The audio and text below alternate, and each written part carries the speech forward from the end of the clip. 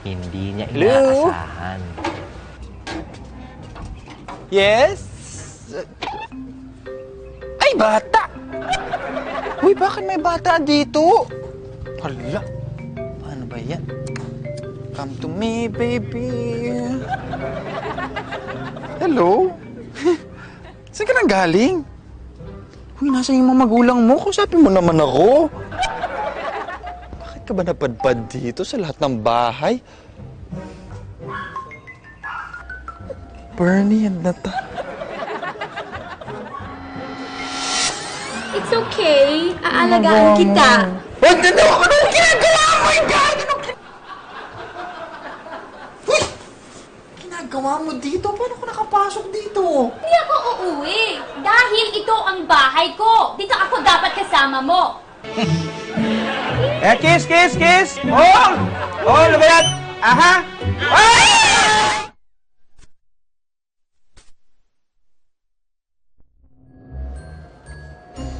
Are you mine? Oh!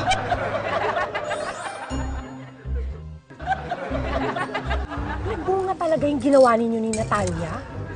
Eh, Mari. Ayoko na isipin yun. Naguguluhan na nga ako eh. Aba, dapat tanggapin mo tong batang to!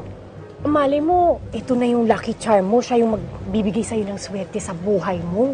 At saka isipin mo, mahirap tumanda na mag-isa sa buhay. Oh, Mari. Hindi ko na alam yung gagawin ko. Tanggapin mo na lang kasi na isa ka na ring daddy. Ayun na nga. Ano ba yung tatawag sa akin ng anak ko? Am I a mommy or am I daddy? Lord! Ang hirap! Am I a mommy or a daddy? Buhatin mo yung anak mo, ha? May tatawagan lang ako. Tell me. Just let me know now. Ano gusto? No, no, no. Don't cry. It's okay. Mommy, wait. Daddy's here. Hello, Ma. Umuwi ka na nga dito at mukhang may gustong umagaw ng trono mo bilang pinaka-OA sa bahay na to. Uy! Hindi ito okay, ha? This is an important life decision. What am I, mommy? Hoy! Ikaw na naman ginagawa mo dito? Dude, Mare, ito yung sinasabi ko sa inyong lalaki, oh. So yung nagatid kay baby boy sa akin. Hindi mo anak yan. Ha? Hindi. Sabi mo kasi kanina, inutusan kay Natalia na ihatid sa akin si baby boy. Anak namin ni Natalia, di ba? Ganito kasi yan. Kaya nga nandito ako para bawiin sa'yo ang bata. Ibang Bernie pala ang ama ng batang yan. Teka lang, paanong hindi? Pinicturean ko kayong dalawa ng bata. Tapos, pinakita ko kay Natalia.